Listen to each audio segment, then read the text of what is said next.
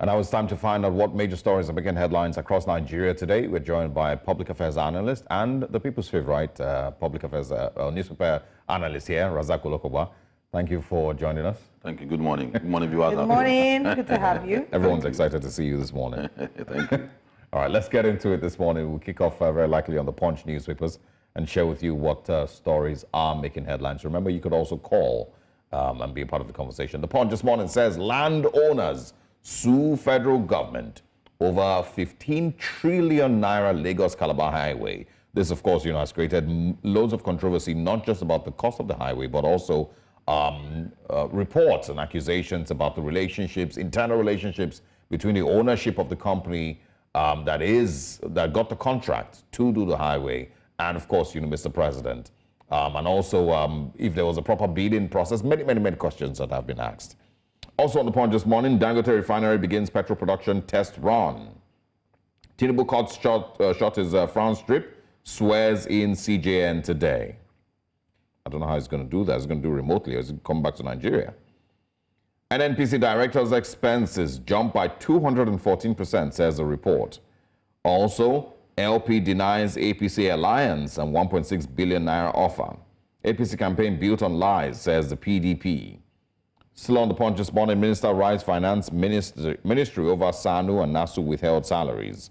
6 NSAS protesters freed after 4 years detention. Final story this morning, bandits kill 13 Niger farmers, allege leaked information.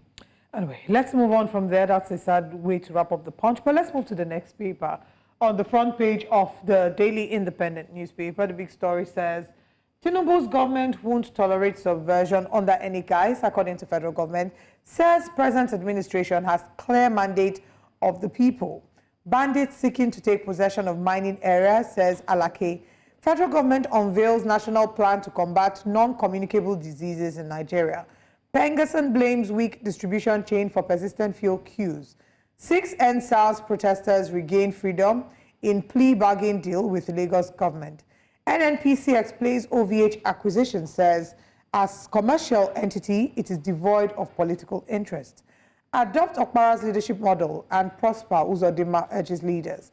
Sacked Benue APC EXCO drags Ganduje-led NWC to court over dissolution. Army orders probe into killing of Kaduna villagers by soldiers. 16 trillion naira needed to complete projects inherited by Tinubu government, said Minister. Tinubu to swear in Justice Kudirat Kekereekun at CGN today. BPP blocks shady procurement processes, saves 1.7 trillion naira in 13 years. Presidency lists how it will determine allocation in 2025 budget. Owando completes $783 million Nigerian Ajib Oil Company acquisition deal. This one that they are saying acquisition deal. We hope that in the next few months we'll not come and start hearing merger and many behind-the-scenes stories. Do we have time for another paper? No, I think we can just bring in Mr. Olokoba. Let's get into the conversation. I'd like you to react. I don't know if you've been following the NNPC and the OVH controversy, and they're saying here that NNPC is explaining that they have merged, according to them. So Alhaji Atiku Abubakar had very strong claims about some shadiness between the NNPC and OVH deal, even alleging the implication of President Bola Ahmed Tinubu here, alleged that Wale Tinubu owns 49% of the shares in Owando, which is one of, with his parent company being OVH, and stating that by virtue of this deal, he's in some measure, ensuring that he's increasing Wale Tinubu's ownership in NNPC Retail Limited. NNPC has come out to debunk this. But we're seeing that a number of people have now started to call out the NNPC for how its dealings and how it's been run in such an opaque manner. So I wanted to find out what your thoughts are. Do you believe Alhaji Atiku Abubakar, do you believe the NNPC who has come out to debunk all of this and referring to it as a merger as opposed to an acquisition? Let's state what should be. Okay. It's not only NNPC that should be doing this. We run a capitalist economy, and if you look at the telecom sector now, it is completely private sector driven. I don't know why government continue to run secret service. If you are going to march, why are you scared of telling Nigerians that it's a merger? Did you get my point now? It's because it's done in secrecy. Look at the police now. Police has done very wonderfully well by clarifying the issue of what I've done to do in LSR. And the noise came down. So on this issue too, make every transaction you are having with any institution, make it public, so that you won't give opportunity to people who want to run conjectures. For me, since we run the capitalist economy, all the critical sectors in the country is going to be privatized, except if you don't know what is called capitalism, or except if we don't know what is called neoliberal economy. So, but it should not be only done by Dangotes. It's not only be done by the Tinubus. It's not going to be done by Otedolas. It should be a people's-driven merger, so that people who want to participate in the oil and gas sector will not be fenced out. If you look at Dangote's refinery now, it's a monopoly. Capitalists don't run monopoly. Capitalists exploit. You should have so many refineries. You may be the captain of all of them, and you may be collecting crude oil even from by progress. So, and the same picture we may be seeing with Dangote might be the one that is managing with Tinubu now. And I will warn him that that's not how economy in the capitalist economy is run. You should be careful, because they will come for him. You should allow other people to come into it. You should allow people to take part, participating in it. The former vice president made a lot of allegations that might, give ideas as to why there's some secrecy. But Lenin, good morning. Go ahead. Good morning, New Central. Good morning, everybody. Please. If you can please speak up, we'll appreciate that. Okay. Can you hear me now? Yes, please go ahead. All right. I want to talk about this allegation article made. No NNPC, they've come out to deny the allegation. There's something about Nigeria. Anything that they deny, there's always truth inside. Remember, the federal government denied that they bought private jet for the president.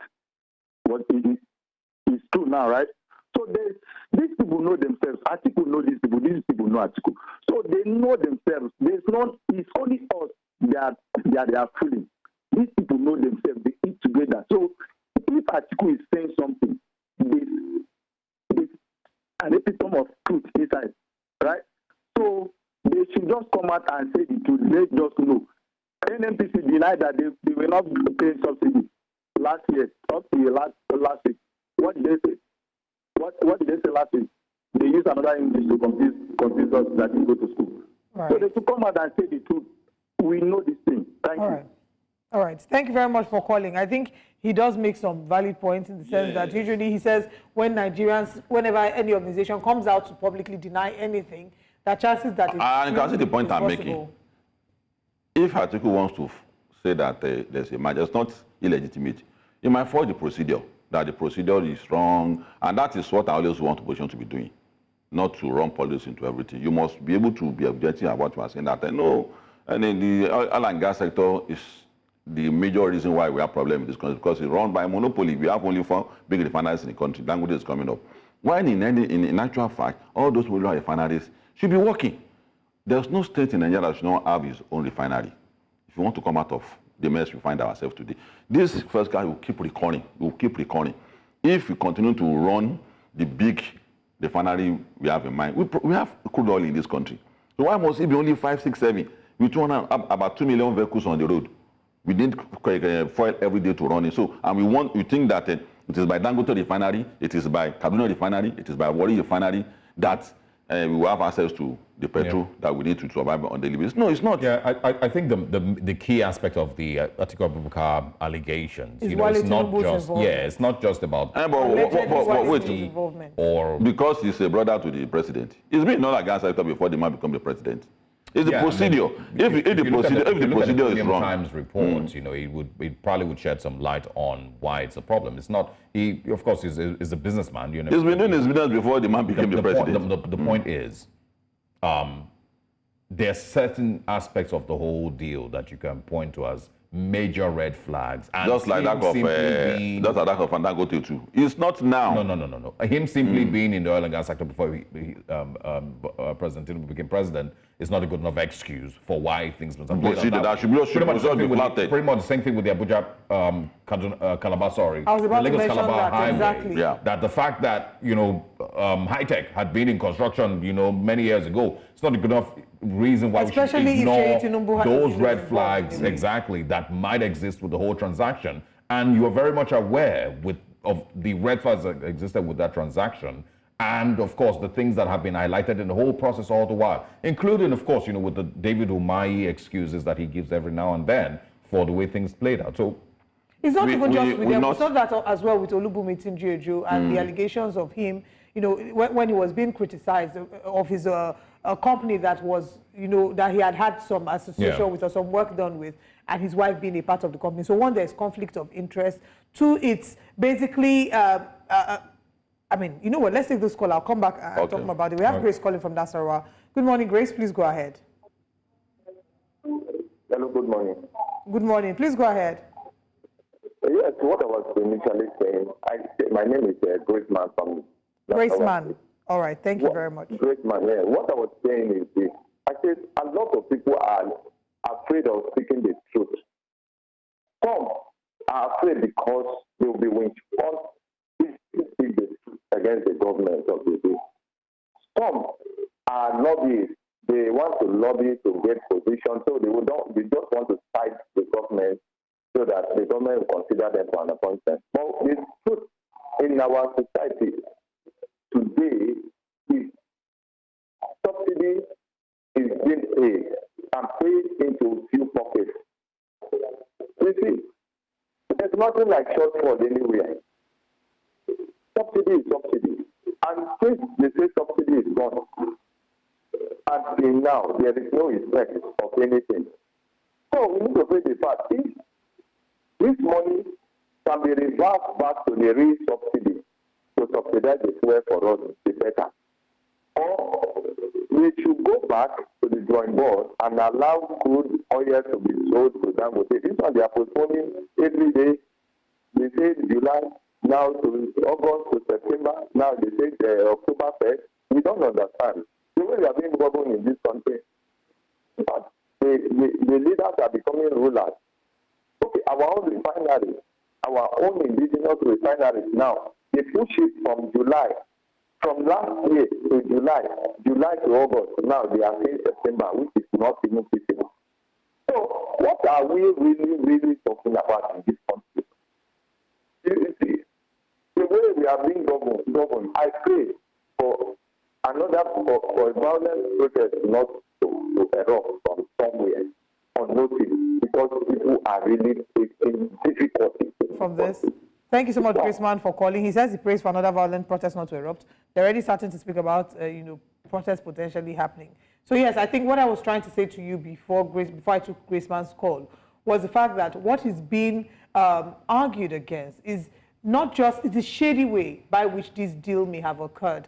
Some months back, the House of Representatives had set up an ad hoc committee to investigate this, and they had asked the NNPC to pause the acquisition of OVH. They had asked for Mele Kyari. The first time I remember, he didn't go. It was his the group vice president that had gone and said he can't speak on behalf of NNPC. But beyond that is also the shares, the allegation of what Wale Tinubu's shares might be in this. Even though NNPC, in their press release, have come out to say that Wale Tinubu doesn't own shares there, and the shares have been divested between two parties, and each person holding 50% each, and that Wale Tinubu doesn't have shares there. But like you said earlier, if their dealings were very clear and done in open, we would not, it wouldn't have been subject to all this misinterpretation. I want us to take the conversation to another angle. Let's look at fuel subsidy. If I recall, you were very much in support of President Bola Ahmed Tinubu to remove fuel subsidy. You've always spoken clearly about how you've been in support of fuel subsidy. Now, the reports we're saying is that fuel subsidy is actually not gone. It just probably has a different nomenclature. It has a different name or designation, I would say. It's not being referred to as shortfall. Because if their explanation is that NNPC imports fuel at a certain landing cost, which is typically very high, and that the federal government instructs them sometimes to sell half the cost of what they imported fuel with, or imported petrol with. So therefore, there is some loss. And that loss there is being paid by the federal government. So the federal government is not paying subsidy to oil marketers, but they are paying to NNPC. Now, NNPC is saying that they're not going to make remittances to the federation account, even though we're not even quite sure how much is coming into the federation account. So is it safe for you to now admit that maybe subsidy isn't actually gone with this new revelation? No, the previous subsidy had an issue. There's no way that you don't subsidize some critical sectors in our life, particularly agriculture. So the manner, I protested against. I sent the clip to you, to your colleague to send to you. When you say I'm not one of the leader of the Ojota. Being president doesn't mean you're a leader. That was my point. We can't claim leadership if we are not a leader. In fact, protest is not a shareholding thing We'll come back to where you make protest money. conversation. It's a thing that can hand you slap from police and detention. So it's not a thing, a glorious thing that you should be proud of. Or it's a sacrifice. Yeah. So now, I was opposed to it because we said that no, you can't remove subsidy. All countries in the world, the citizens depend on subsidy. But between that time and up until Buhari came in, there were what Okonya was exposing to us, the Lamido Sanusi was also exposing to us, that this money was supposed to be doing what we have just explained. That if we are refining oil outside Nigeria, the landing cost, Nigeria cannot buy it too. So what measure do we put in place to make sure that we pay part of the money? Just like a tuber of yam is 1,000 naira as a landing cost. Being done. So if that is what is done with that money, that's what we are supporting. That was what we were fighting against during Jonathan's time. So what kind of subsidy you're fighting against what exactly do you think was being paid before? Jonathan's time wanted to remove subsidy. That as at that time, it was actually money that prevented Nigeria from buying the fuel at higher price. But at the time, it was not addressing that again. It was ending in a private pocket. They will claim that it's whatever. But the whole idea of it ending in private pocket has continued. It never stopped. No, but what the measure they were putting in place is that the money doesn't go to the private sectors again. It's going to NNPC, who is going to be the sole importer of the fuel. So you can say you categorically trust that this money has not been misappropriated and it still is not. It's a continuous process. Me and you have to be the watchdog. It's a continuous process. Don't make it look as if it is business of the people in government only. No, it's the business of all of us. So if you have any information that leads to the fact that that money may likely go into rent because of the procedure that is being established, you have to expose it. That's why we are there. What they That's why we are say citizens. is that subsidy hasn't stopped being paid, regardless of whether it's to marketers or it's to NNPC or whatever the case is. Subsidy is still being paid. And all the allegations of how much they had said that they have saved so far might not really be true. But let's take this call. We have a call coming in. Good morning. Thank you very much for calling. Please turn down the volume of your TV set. Thank you.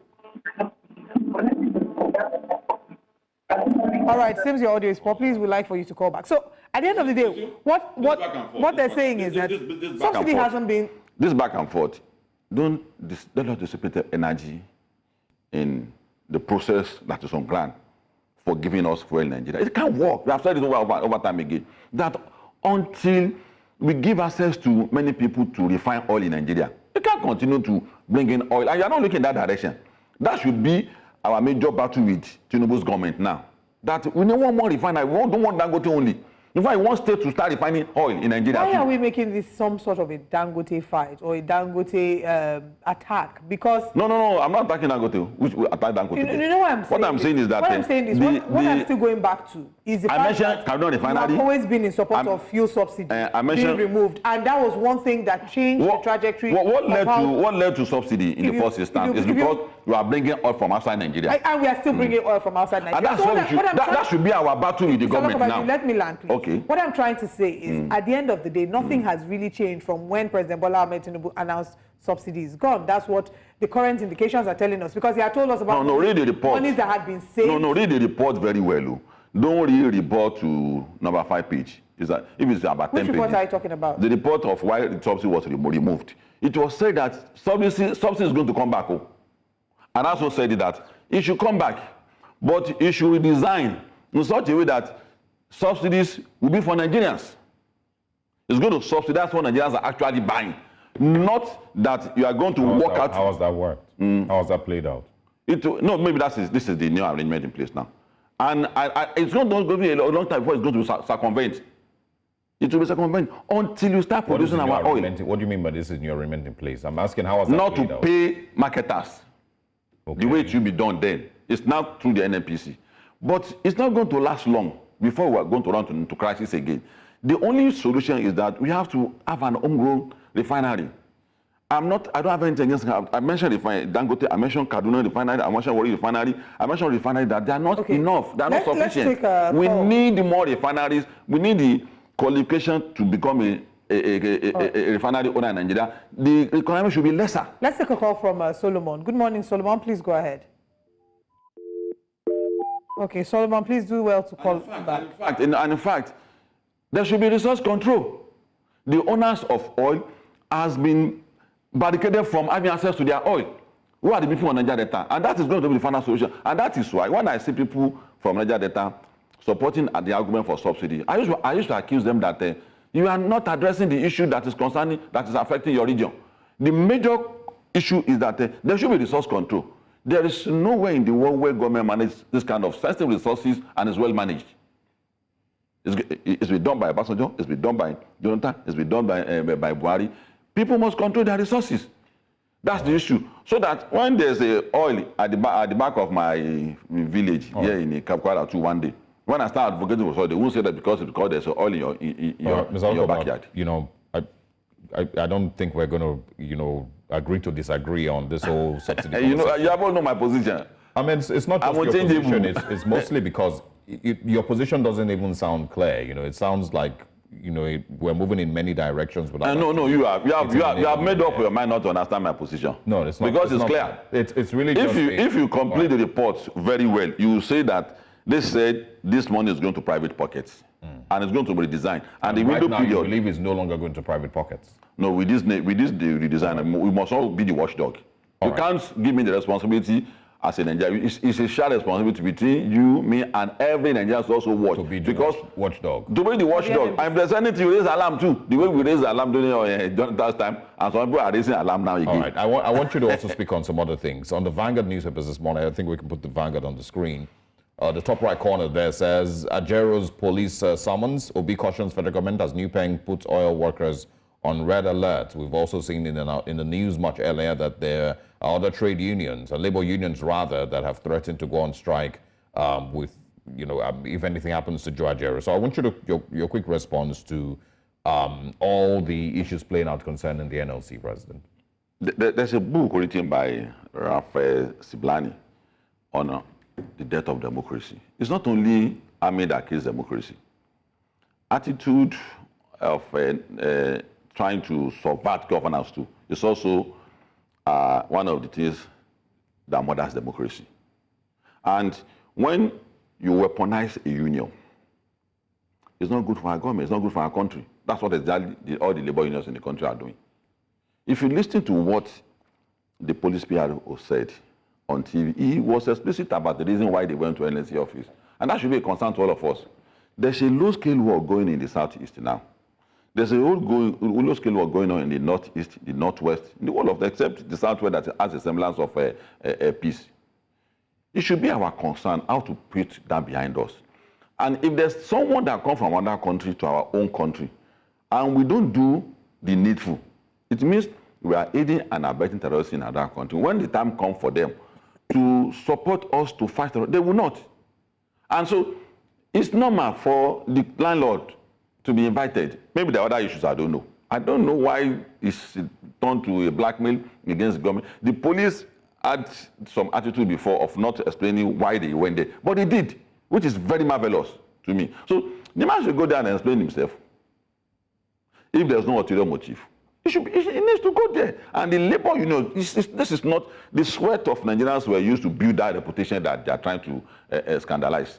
Because it's going to a scandal. Why must you? So if any institution's head is being invited by the police now, that institution should shut down or should start fighting the government. You don't think it's not a proper. way to stifle, the labor unions or the civil society? By Ajero alone, by inviting Ajero alone. Mm-hmm. See, when Jonathan Obasanjo was there, with his strong character, he didn't succeed to do anything for Oshiomhole. And Oshiomhole was also very careful in not doing certain things.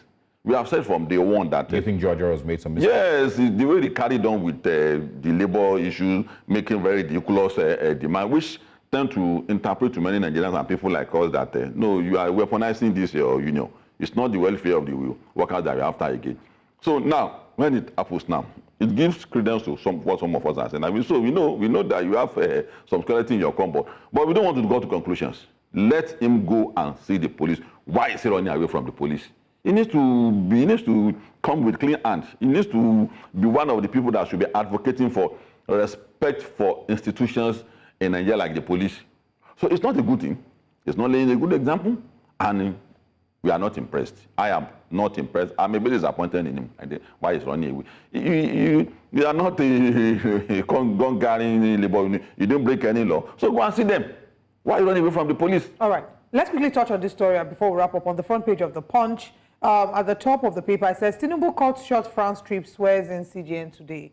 One of the things that was criticized, the president was criticized about, was the fact that the nation was, quote-unquote, burning in the sense of there was fuel scarcity, terrible fuel scarcity, and yet the president was on a work trip, details which we had, were not privy to.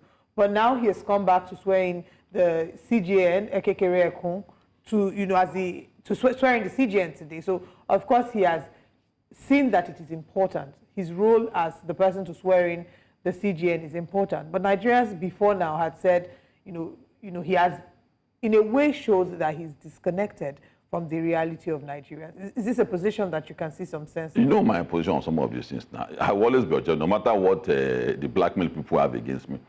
Foreign policy is very important. There are so many instruments of foreign policies, the diplomatic, the military, the economy. It is a mission to sell your country to the rest of the world. Since it's been established that no country can survive in isolation, we need gas, we need so many things to survive as a country. So the president should sit down and operate his foreign policy. No, he won't do that. You need to go around the world to at least recreate the impression people have about Nigeria. And nobody's disagreeing with that, the fact that there's foreign policy. I think what people are upset about is the timing of him implementing this foreign policy. We don't even know what it is because it was at that time, your foreign policy must. And this happened in the middle of one fuel scarcity, the controversy amid the purchasing of jets.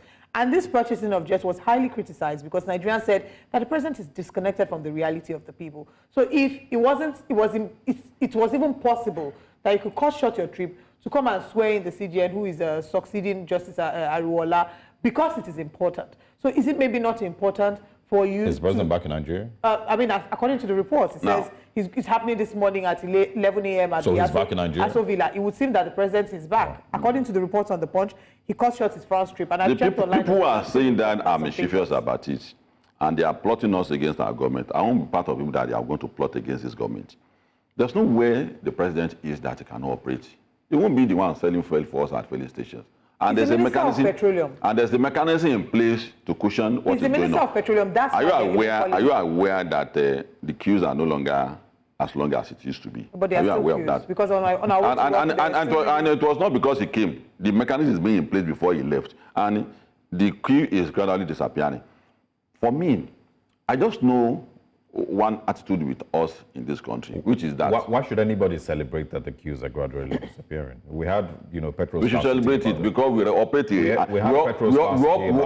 a system where we will consistently have this issue. I've always said that. I said it this morning. Yeah, I mean. So if you're able to make it work, it should be a miracle to me. Because I don't expect it to work because 5 refineries for 250 million Nigerians Olokoba, are you saying with generators to run and so many things to run. Are you comfortable with the fact or with the possibility that in another 2 months we might have another petrol scarcity?